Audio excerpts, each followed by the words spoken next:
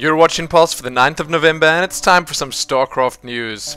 In this week's episode, we once again have a look at patch 1.4.2, this time because it is in fact live. We have a look at a few of the usual GSL updates, all the results from the Republic of Gamers Stars Invite, some IPL4 Pacific or PPSL Drama, Day 9's Fusion Core dance on national TV, and more.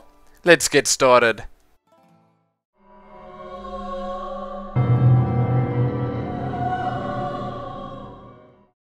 First up in this week's news, StarCraft 2 Wings of Liberty patch 1.4.2 is now live.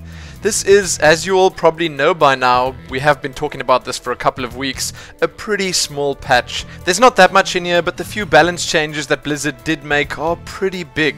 The only change that they did add since last week is in fact that the playtime schedule under parental controls now applies to both World of Warcraft and StarCraft 2. So I suppose that's good news for parents trying to limit their children's StarCraft 2 playtime, but it doesn't really mean much for anyone else. The last and probably biggest thing here is that you can now in fact use your PanTerran Marine portrait.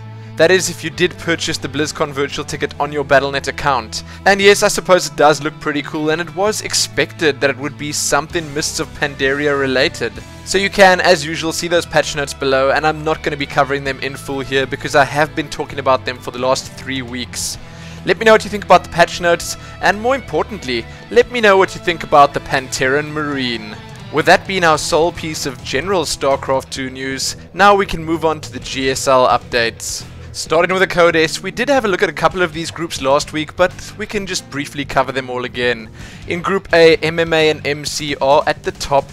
In Group B, SC and Nesty are dominating. In Group H, MVP and Alive have the 2 top spots. In Group D, it's Gunzi and Lenok. In Group E, Happy and Gummiho. And in Group F, Coca and Oz. Now, as usual, by the time this video goes up, Groups G and C would probably already have been played. And there are some pretty impressive players in there, especially Group C. That group features both Huck and July. I would absolutely love to see those games live, and if any of you see them, be sure to let me know how they were. So if you weren't aware, the round of 16 is also going to be played in group format, and then in the round of 8 we're going to move on to brackets. If you want to see those semi-populated groups, you can do so in the links below this video. And if you were wondering, the round of 16 group stages only start on November the 15th, with the bracket play starting on November the 22nd. So yes, the season has a ways to go. In the Code A, things are much more confusing with the 4 separate brackets, but if you do want to see who made it through to the round of 32 of said brackets, you can do so below. I'll just warn all you guys and girls that I will only start covering the Code A properly once it's a little further along. I can give you a few points of interest though. Things like Hero did in fact win his first game, Sase has yet to play, Naniwa has yet to play, and Finn, also known as 4GG, has also yet to play. And lastly, Boxer took his games with a pretty impressive showing. Now before heading on to the always interesting GSL extras, let's talk about the Arena of Legends Team Ace Invitational. So if you didn't know, this is yet another Arena of Legends tournament held by GOM TV, and in this one each team picks 2 players to compete in a 2-week tournament. There's obviously a lot of money at stake here too, it's not all just for fun. So far the games have been pretty exciting. Curious and MVP are top in Group A, Supernova and Nesty are top in Group B, at the top of Group C we've got Dongregu and Gunzi, and at the top of Group D, Oz and Boong Boong. If you want to catch the bracket play live, you're going to have to head on over to gomtv.net on November the 10th. Now in the GSL extras, yes, finally, you can have a look at a pretty interesting article over at Team Liquid titled "The GSL Casters Gone Wild." Then you can have a look at the Tastosis highlights for the month of October, and while I did cover a few of these in the past weeks, it's good seeing them all in one place.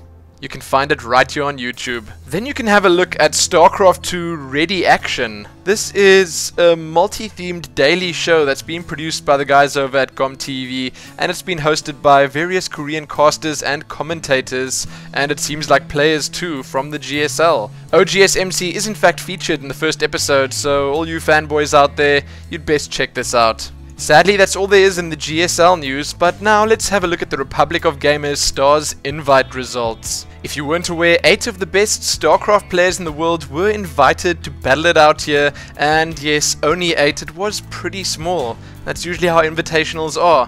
Total Biscuit and Apollo brought us the very best in shoutcasting for the event, and if you did miss any of the games, they are in fact all in the process of going up on Total Biscuit's YouTube channel. I will give you guys a link to that on your screens right now, and you can click it without fear of leaving this video. It will open in a new window.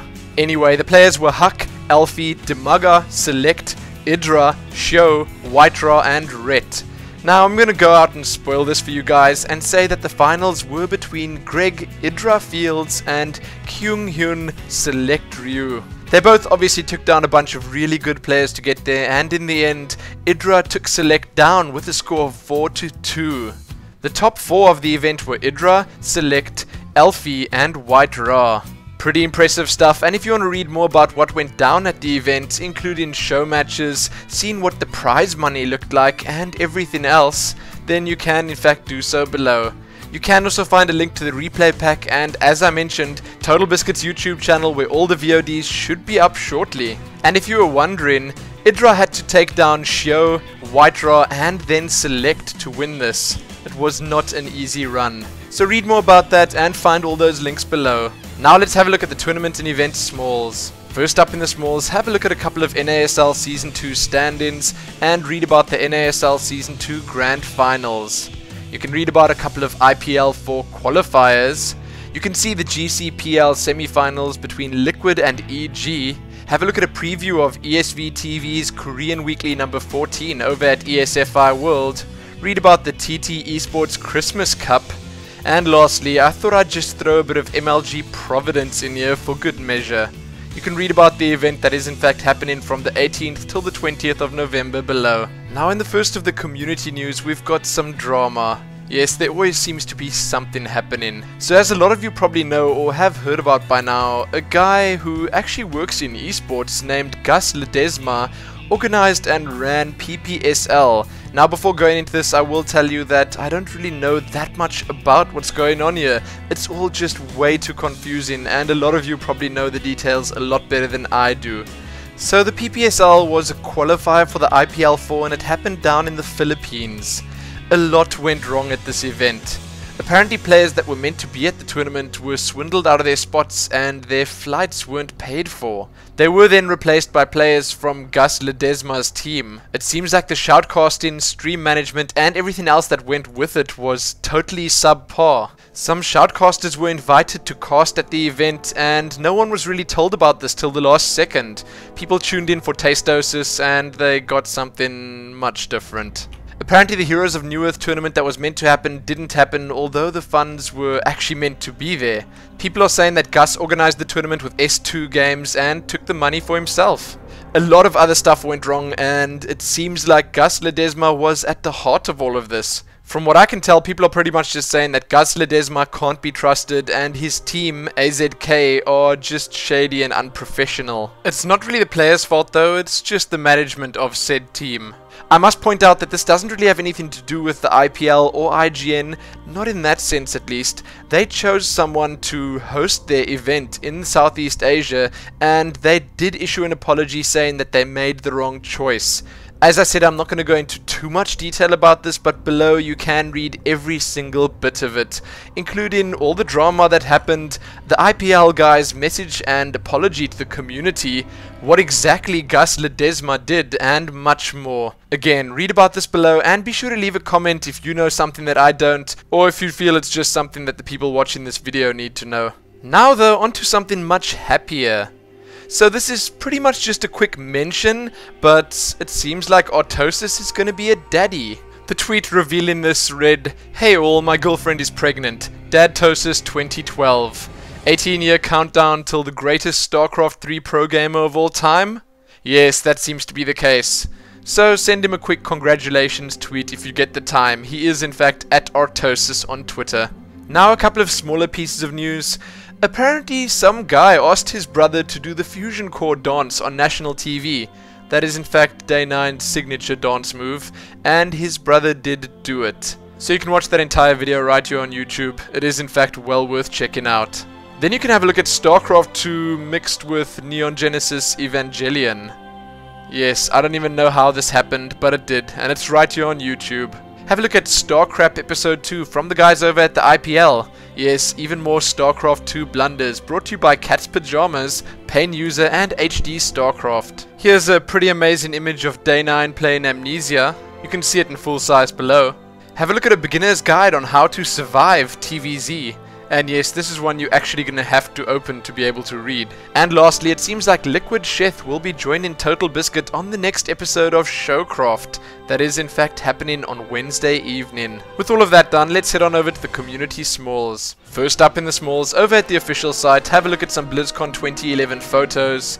Read the latest Art of War post, this one about scouting. Then over at Massively you can read a rumor.